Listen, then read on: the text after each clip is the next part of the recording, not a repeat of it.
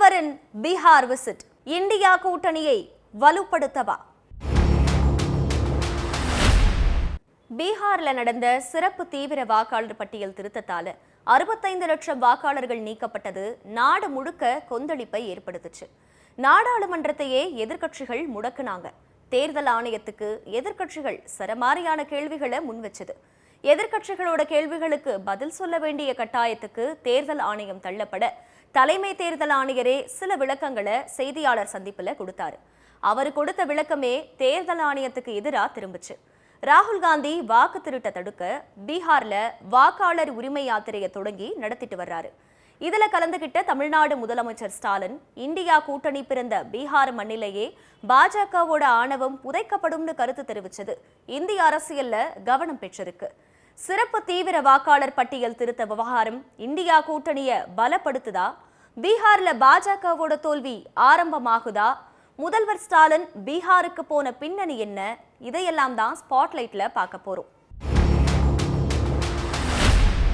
ராகுல் காந்திய 2019 நாடாளுமன்ற தேர்தலில் பிரதமர் வேட்பாளரா முன்மொழிஞ்சதுல இருந்து தொடங்குது தமிழக முதல்வர் மு.க.ஸ்டாலின் ராகுல் காந்தியோட நட்பு. 2018 சென்னையில நடந்த கருணாநிதியோட சிலை திறப்பு விழா கூட்டத்தில் பேசிய மு.க.ஸ்டாலின் ராகுல பிரதமர் வேட்பாளரா அறிவிச்சு பேசினாரு. அந்த சமயத்துல பாஜகவை எதிர்க்க எதிர்க்கட்சிகள் எல்லாம் ஒரே புள்ளியில இணைய தொடங்கி இருந்தாங்க. டெல்லியில நடந்த எதிர்க்கட்சிகள் கூட்டங்களை அப்போ ஒருங்கிணைச்சு பாஜகவுக்கு எதிராக அணி திரட்டுறதுல முன்னணியில இருந்தவர் சந்திரபாபு நாயுடு. மு.க.ஸ்டாலினோட ராகுல் அறிவிப்பை திரிணாமுல் காங்கிரஸ் எதிர்த்துச்சு. இந்த அறிவிப்பு எதிர்க்கட்சிகளோட ஒற்றுமையை சீர்குலைக்கும்னு கருத்தை வெளியிட்டுச்சு. அப்போ ராகுல் காந்திய ஸ்டாலின் முன்மொழிகிறதுக்கு இன்னொரு காரணமும் இருந்துச்சு. பாஜக கோட்டையா கருதப்பட்ட மத்திய பிரதேசம், ராஜஸ்தான், சத்தீஸ்கர்னு 3 மாநிலங்களை காங்கிரஸ் கைப்பற்றுச்சு. 2019 எதிர்க்கட்சிகளை ஒருங்கிணைச்சு தமிழ்நாட்டில் திமுக 39 இடங்களை பிடிச்சது. இந்த ஃபார்முலாவை இந்தியா முழுக்கவும் கடைபிடிக்கணும்னு ஸ்டாலின் கருத்தும் தெரிவிச்சாரு. அதுக்கு பிறகு 2024 தேர்தலுக்கு முன்னால ராகுல் காந்தி பாரத் ஜோடோ யாத்திரைய கன்னியாகுமரியில துவங்கினாரு. இதையும் ஸ்டாலினே துவக்கி வச்சாரு. இதனோட அடுத்த கட்டமாக தான் இந்தியா கூட்டணி உருவாச்சு. மெஜாரிட்டியா வருவோம்னு சொன்ன பாஜகவை மைனாரிட்டியா ஆட்சியில உட்கார வச்சது இந்தியா கூட்டணி. பீகாருக்கும் பாஜக எதிர்ப்புக்கும் நிறைய தொடர்பு இருக்கு. 2014-19 2 தடவையும் ஆட்சியை பிடிச்ச பாஜகவை 2024 தோற்கடிக்கணும்னு எதிர்க்கட்சிகளை ஒருங்கிணைச்ச மாநிலம் பீகார் தான். 2023 ஜூன் 23ஆம் தேதி பீகார் தலைநகர் பாட்னாவில் காங்கிரஸ், திமுக, ஆம் ஆத்மி, இடதுசாரிகள், ஆர்ஜேடி, திரிணாமுல் காங்கிரஸ் உள்ளிட்ட கட்சிகளை ஒருங்கிணைச்சு முதல் எதிர்க்கட்சிகள் மாநாட்டை நடத்தி எதிர்க்கட்சிகள் ஒன்றுபட்டு இருக்குங்கிறது நிரூபிக்கப்பட்டுச்சு. அதோட தொடர்ச்சியா 2023 ஜூலை 18ஆம் தேதி பெங்களூர்ல நடந்த 2வது கூட்டத்துல இந்தியா கூட்டணி உருவாச்சு. 20க்கும் அதிகமான தேசிய மற்றும் மாநில கட்சிகள் அடங்கிய கூட்டணி அறிவிக்கப்பட்டுச்சு. இந்த சூழல்ல சிறப்பு தீவிர வாக்காளர் திருத்தத்துக்கு எதிர்ப்பு தெரிவிச்சு ராகுல் நடத்துற பயணத்துல தமிழ்நாடு முதல்வர் ஸ்டாலின் பங்கேற்றது தேசிய அளவுல கவனம் பெற்றிருக்கு. இப்போதைக்கு தேர்தல் ஆணையத்துக்கு எதிராக பீகார்ல மட்டுமே ராகுல் தன்னோட பயணத்தை திட்டமிட்டு இருக்காரு. செப்டம்பர் 1ஆம் தேதி பீகார்ல பெரிய பேரணியோட தன்னோட பயணத்தை நிறைவு செய்யறாரு. இந்த பேரணிக்கு இந்தியா கூட்டணியோட தலைவர்கள் போவாங்கன்னு எதிர்பார்க்கப்படுது.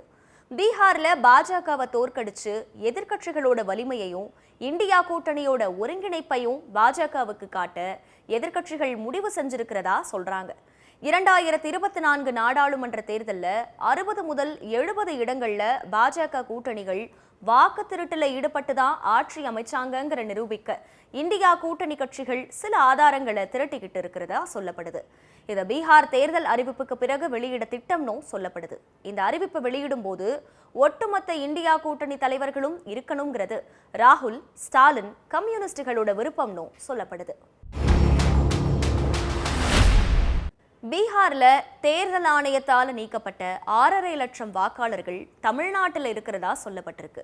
இவங்கள சென்னையில் 3.5 லட்சம் பீகாரிகளும் மிச்சம் பேர் திருப்பூர், கோவை பகுதிகளில் இருக்கிறதாவும் புள்ளி விவரங்கள் சொல்லுது. பீகார்ல பாஜகவுக்கு வாக்களிக்காத மனநிலை கொண்ட பெரும்பாலானவங்க தமிழ்நாட்டில் இருக்கிறதா சொல்லப்படுது. கிட்டத்தட்ட 6.5 லட்சம் குடும்பங்கள்ல இருந்து ஒரு குடும்பத்துக்கு ஒருத்தர் தமிழ்நாட்டில் இருக்கிறதா சொல்லப்படுது. இவங்களுக்கு இங்க வாக்குரிமை வழங்கப்பட்டாலும் இங்கேயும் பாஜக கூட்டணிக்கு எதிராக தான் வாக்களிப்பாங்கிறதையும் திமுக கூட்டணி கட்சிகள் கணிக்கிறதா சொல்லப்படுது. இந்த பின்னணியில தான் தமிழக முதல்வர் பீகார்ல பேசும்போது இந்திய ஜனநாயகத்தை காப்பாத்துற மாநிலம் பீகார்னோ, பாஜகவோட ஆணவத்தை புதைக்கிற இடமும் பீகார் தானோ பேசினாரு. முதல்வரோட இந்த பேச்சுக்கு அங்க திரண்டிருந்த கூட்டம் கைத்தட்டியும் குரல் எழுப்பியும் ஆதரவை தெரிவிச்சிருக்கு. இந்த சூழல்ல தான் வட இந்தியர்களுக்கு எதிராக திமுக நிர்வாகிகள் பல இடங்கள்ல பேசினதை ஹிந்தியில மொழிபெயர்ப்பு செஞ்சு சமூக வலைதளத்துல வீடியோவா வெளியிட்டு இருக்காரு அண்ணாமலை. நேற்று வரை சிபிஐ அமலாக்கத்துறையை வச்சு எதிர்கட்சிகளை மிரட்டுது பாஜகன்னு சொன்ன இந்தியா கூட்டணி இப்போ வாக்கு திருட்ட கையில எடுத்து தேர்தல் தில்லுமுல்லு மூலமா ஆட்சியை பிடிக்குதாங்கிற குற்றச்சாட்டோட மத்திய அரசை எதிர்க்க துவங்கி இருக்காங்க. இது எடுபடுமாங்கிறது பீகார் தேர்தல் முடிவுகள்ல தெரிய வரும்.